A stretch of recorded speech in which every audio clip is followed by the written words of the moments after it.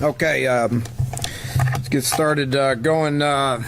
Week 2, looking forward to start opening up Big 12 play. Been asked a lot about, are you excited about playing Oklahoma Week 2? Would you rather play them Week 12? Well, truth of the matter is I'd, like to play them never, because they're pretty good. But I don't know if it really matters, to be honest with you. I mean, obviously it is what it is. We're happy to be in the Big 12. We're excited about being able to travel to all the different venues in the Big 12. We got a lot out of that last year when we, hit the 4 road games last year, and looking forward to hitting all 5 of the road games this year. So it starts Week 2. Don't know if that's good, don't know if that's bad, but we're gonna prepare like we would any other game. We're gonna have a good week of practice starting today and travel on Friday, and I do my best and explaining to the guys exactly what to expect. It's kind of part of our job to prepare them to what they're, not only what they're doing on all 3 sides of the ball, but also, this is a new experience for probably about 30 to 35 guys that'll be traveling to Norman. Haven't traveled before with our team, so that's a lot of guys, a lot of inexperience. Can't use as an excuse, like we didn't let them use as an excuse last week, and we're not going to let them use it as an excuse this week. But we'll do our best to try to get them to understand how we travel and what they need to expect in Norman. So just a couple of notes on Oklahoma. Obviously well coached. Bob Stoops been there, has won 80% of his games.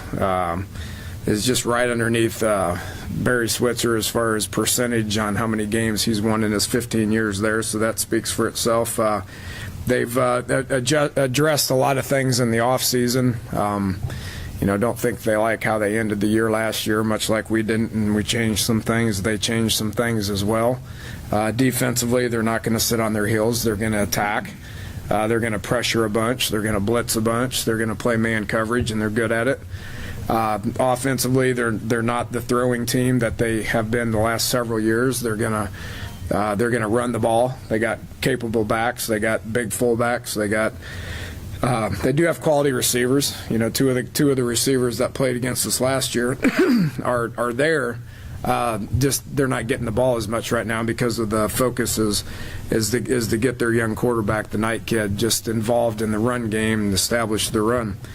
Special teams is a different thing as well. Everything they're doing is different than what they did last year, and we will continue to try to assess as far as what their plan is with that. But with that said, it's still Oklahoma. It's still the same team. They're extremely talented. The atmosphere is hostile. It's rowdy. It's loud. There's 85,000 people. They're approximately from here to right here on top of you. It's much like Oklahoma State was last year. They're right on top of you, so our guys are going to have to be able to handle that. Winning tradition, we respect our opponent as we do every opponent that we play, and we'll prepare to go try to win. Take some questions. Dana, what's the difference between you trying to work a new quarterback in and them trying to work Trevor Knight in? It's pretty similar. Look at what we did last year. I mean, we were both throwing the ball all over the place last year, and this year we're running the ball a lot more. I think you have to probably do that with a young, experienced quarterback. They got a lot of new faces at receiver as well. so dealing with the same things that we are.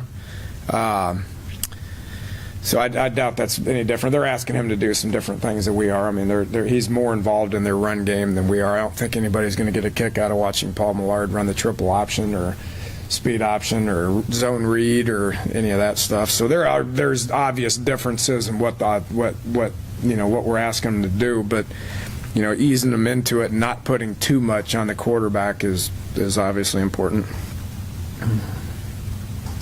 Dana, their offensive line returns, I think 4 starters, is regarded very well. What do you see out of them on film? They're big, athletic, got good depth. Looks like the same Oklahoma offensive line that I've looked at for 15 years. They've put plenty of guys in the NFL. Their tackles are 6'5", 320. They're big 300-pound guys on the inside, big, athletic, talented. It looks the same as it's been for the last 15 years. You have to do anything different because Bill is on the other sideline now? Are you guys going to approach that any differently because of how well he knows you and this offense? Yeah, it goes way deeper than that, I can assure you. I mean, it goes back when Bob his first year was 2000, I believe, and Mike Leach was his offensive coordinator. So it goes back way beyond that. I mean, I've known Josh Heupel for a long time. I've known Mike Stoops. I mean, we've competed against each other for 15 years, and we've been to clinics together. We've been hanging out together. I mean, they know our offense better than anybody else that's out there. So adding Bill, I don't know what that's going to do for them because they already know it as good as anybody else out there. And you got to be careful with that. You got to be careful with your signals. You got to be careful with your tendencies. You got to be careful with your specific route combinations because they understand it, and they're as good as there is anywhere in the country on defending it.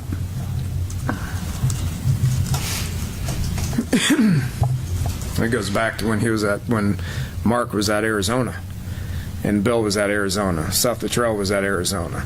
Sonny Dykes was at Arizona. I mean, he's been with people that have run our offense for a long time. So not only does Bob have a tremendous amount of familiarity with it, so does Mike as well. Dan, do they run a similar offense as you? I know everybody's different, but he even said yesterday that kind of the same, really. I mean, do they do different stuff, or is it the framework the same? Said it is or it isn't. Yeah, it has. There's been a lot of similarities. when you look at it, there's everybody. You come up with what you want to do offensively, and whether you worked with people or whoever you got it for, the longer you're in with the assistant coaches that you're in with, you're going to see gradual changes. You've seen gradual changes with our offense over the 3 years here with outside influences. You've seen changes when I went from Texas Tech to Houston, from Houston to Oklahoma State, from Oklahoma State to West Virginia. There's changes, and that's never going to happen. The base structure of what the offense is, I think there's a whole bunch of similarities. I think probably some of the formations are still called the same, I would guess. I don't know. When you look at what their offense was like on last Saturday against Louisiana Monroe, there was a lot of sets that were the same. Some of the plays were the same. Some of the plays were completely different that we're not doing. So while it's the same, it's also different in many ways as well. Don't know if that's an advantage or not. If it's an advantage for us, then it's an advantage for them. You mentioned the atmosphere. I don't know if you want to put a ranking on this, but how hard is, having been there before, how hard is Oklahoma to play at? And does it help that you guys went to Texas last year and at least some of the guys got the experience of playing? Really? I don't view Texas as having any kind of advantage for us. Each place is different. Each place is unique. I view at Oklahoma as hard of a place to play as anywhere else. There's plenty of hard places to go play. Ultimately you got to have some guys that can block all that stuff out and just get out there and play football. Is it hard to play there? Yeah. Is it hard to play at Texas? Yes. Is it an impressive place? Absolutely. It's a very impressive place. You mentioned the narrow sidelines, I think, between the wall and the sideline. I think you said Oklahoma State, right? You wouldn't have mentioned that unless it was a thing, I guess. Yeah, it must be an Oklahoma thing because Tulsa's like that, Oklahoma State's like that, and Oklahoma's like that. I'm telling you, they're literally, the chairs are up against the wall, and then there's people right here. Is there a competitive disadvantage to it? No, it's just a distraction, and there's many distractions that you have to be able to overcome on the road. That's one distraction that you got to overcome.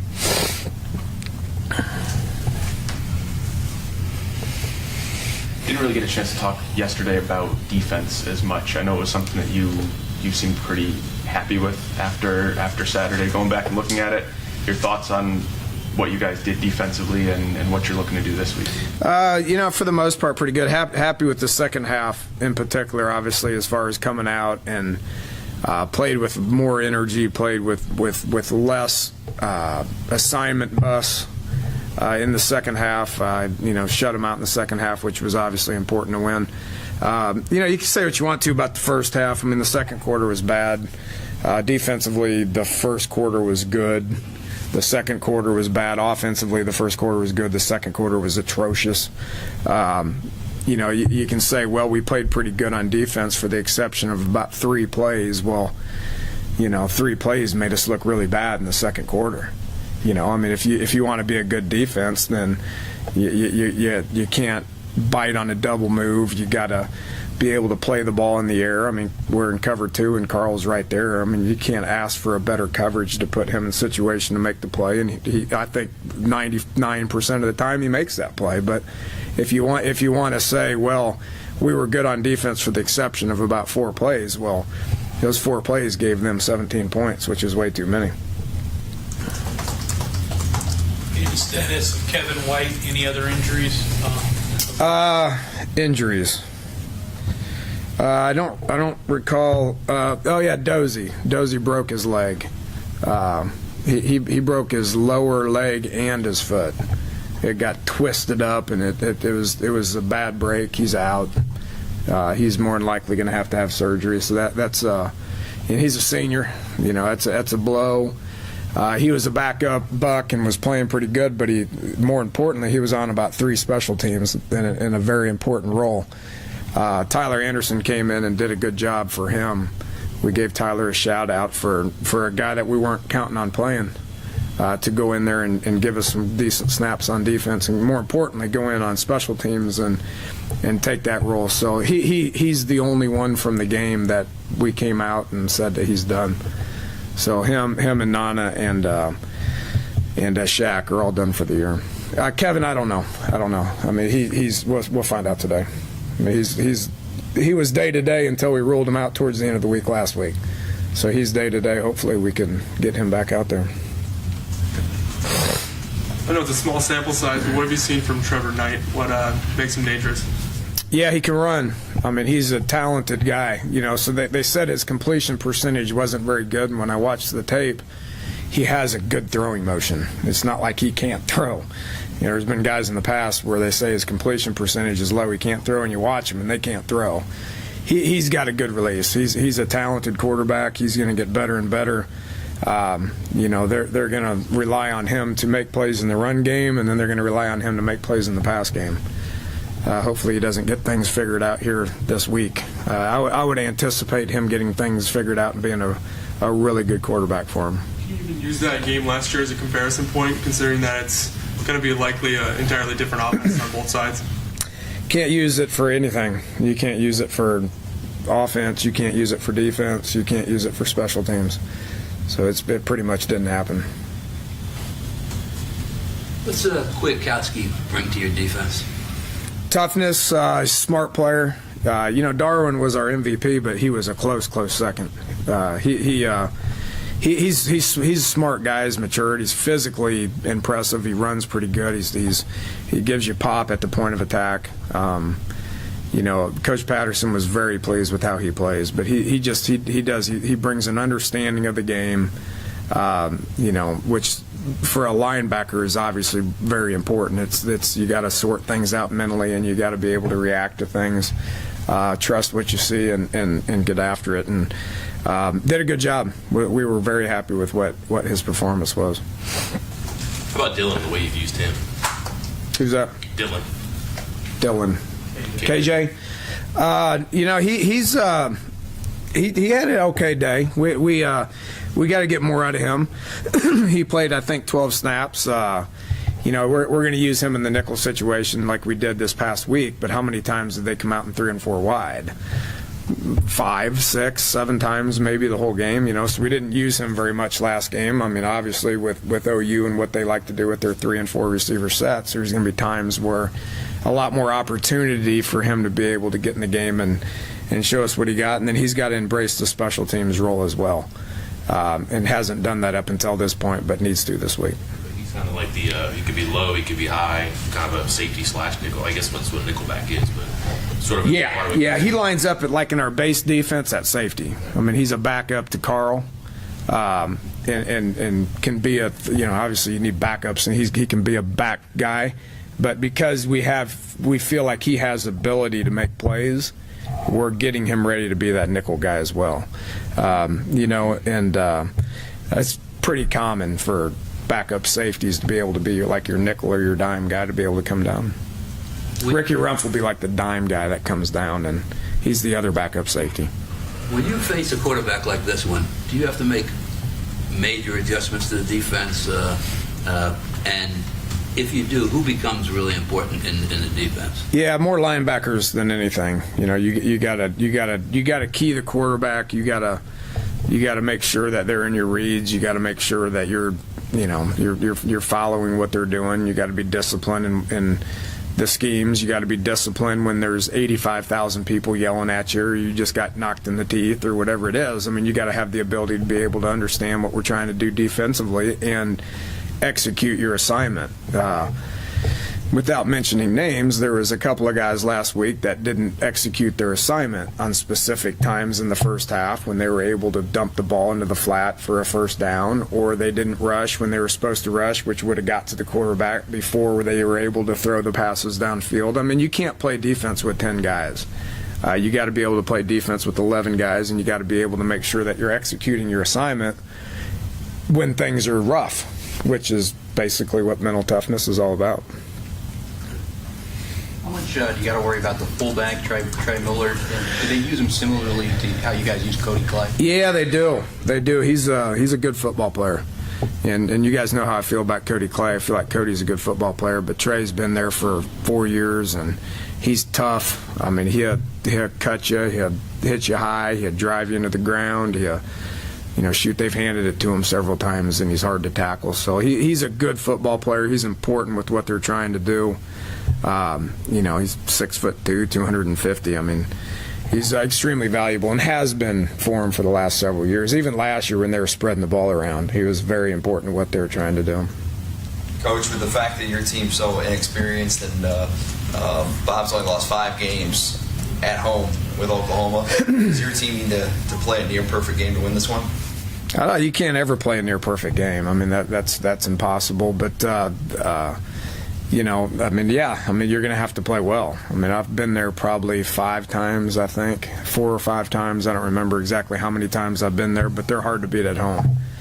They're hard to beat at home. They're hard to beat on the road. I mean, they're a good football team. They have been for the 15 years that he's been there. To ask our guys, especially with inexperience, to play a perfect game, I think that's impossible. I mean, guys are going to make mistakes. It's how you react to the mistakes. It's how you react to having a holding call and being 3rd and 15. It's how you respond to those situations.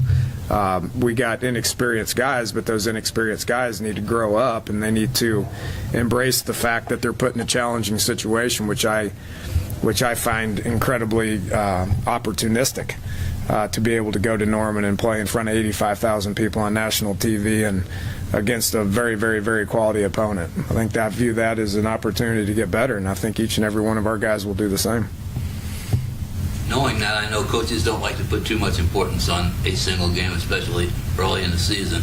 But being the first conference game, young team, first road experience, where does this fall into what it could do for the whole season, if anything? Our goal is to win 1 game a week, and that's all we said last week. We want to win 1 game a week, and then we want to improve on all 3 sides of the ball. When I address the team here in an hour and 10 minutes, I'm going to describe to them what they're about to get themselves into. We're going to give them the game plan on all 3 sides of the ball. I'm going to tell them that our job's to prepare to win the game.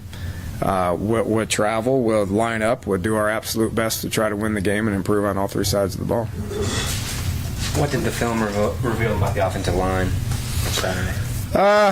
Yeah, you could tell some inexperience with the interior 3. Thought Quentin and Fight played okay. They need to be dominating in that situation, and they were at times. They weren't at times. We talked to them about consistency, and then we talked to the interior three about growing up, and quit using inexperience as an excuse. Thought Pat Egger went in there and gave us experience with those three guys, which is why we put him in for a variety of spots in the interior three. So he'll bring us some experience with those inside guys. Coach, with this being the first Big 12 game with the extra official, do you anticipate seeing an increase in holding penalties? I hope not. Well, unless they call them on them. They hold a lot. We never hold them. So I'll be interested to see what it looks like. I mean, we did it in the spring game, and I liked it. I don't think they will use that as an excuse to call more. I think they'll use that as an excuse to be more efficient in what they do call, and I hope that's the case. It's probably not fair to say your offense was missing anything last year, right? But you just didn't have the number of running backs you had, and you couldn't do a lot of your three-back stuff. If you can continue to run that out there, points, what specifically does that add to your package? A lot. It adds a lot. Wish we could go back in time, but obviously we can't. But no, it's good. I told you all four of those guys were going to play and carry the ball, and they did. We're going to need them all four. It's a hard position. You can't take that pounding and get the play with the kind of effort that we want you to play with and be able to do it for 10 straight snaps or an entire game, or let alone an entire season. So feel good with where we're at right there, but every year brings different challenges. Our challenge this year is to get receivers where they can make plays. Paul did a good job distributing the ball, but we didn't make any plays. Caught a ball or two and then fell down. That's what I saw. Ronnie made one play. We need guys to make more plays at receiver. Obviously you don't have Tavon Austin, but what you did with him last year, have they corrected that Oklahoma? Yeah, I would imagine immediately. Yeah, that was a perfect storm type deal. And Tavon's a great player, and made a tremendous amount of plays last year, and kept us in the game. Got us back in the game. This is we haven't watched that tape. And I'm not going to go into the specifics, but we have not watched that tape, and we won't watch that tape. Danny, you get the ball to throw Sims a lot, but you only threw it once. You obviously caught a lot of passes at Houston. Would you like to throw it to him? Yeah, I'd like to throw the ball a lot more than we did. I mean, we're talking about throwing the ball 30% of the time. That's embarrassing. So we're going to try to correct that. That's for certain. I said I don't care much about stats, but we got to be a little bit more balanced. Here I am. I mean, what the heck's going on here? Here I'm balanced. I'm talking about balance. And everybody says you guys throw the ball. It's air raid. You throw it 80, 90% of the time. And I'm talking about balance because we can't get to where we're throwing the ball 50% of the time. Time to go to work. Why can't you get there? Because you guys are keeping me. I mean, I'm supposed to be in a meeting right now, and we're supposed to be drawing up all these pass plays and everything, and I got to get in there and get to work. We're going to work hard on it. All right, thanks, Coach. All right, appreciate it.